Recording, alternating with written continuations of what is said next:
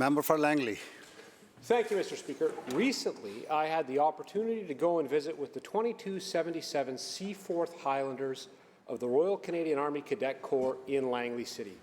It is the 10-year milestone for the Langley Cadet Corps, Mr. Speaker, and this group meets on a weekly basis with cadets all the way from Abbotsford and Surrey in Langley City for training.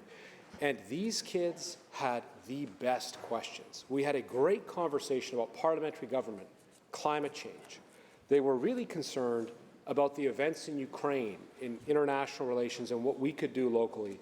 We had a great conversation about mandate protests and constitutional democracy and respecting the will of elections. But I have to say, Mr. Speaker, there was a budding group of young parliamentarians there.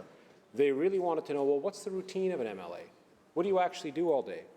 There were some questions about compensation that started tepidly at first, but gained some steam. Well, how much do you make? What kind of car do you drive? Do you have a pension? And I think the most important question came near the end, which was, do MLAs still have time to watch Netflix? Now, I hesitate to answer for my colleagues in this chamber, but I have to confess that anyone who arranges their life appropriately will always have time to watch Netflix. So they were heartened to hear that I've been able to finish the 5th season of The Last Kingdom. But I really want to thank the officers because they are doing a great job with these kids, Mr. Speaker. So I want to give a shout out to Captain Randy Bach, Don Royal, Lieutenants Eugene Collinson, Rick Wiltshire, Randall Neighbours, Second Lieutenant Les Miller, and of course the civilian volunteers who are keeping it running, Vanessa Richards and Michael Lauser.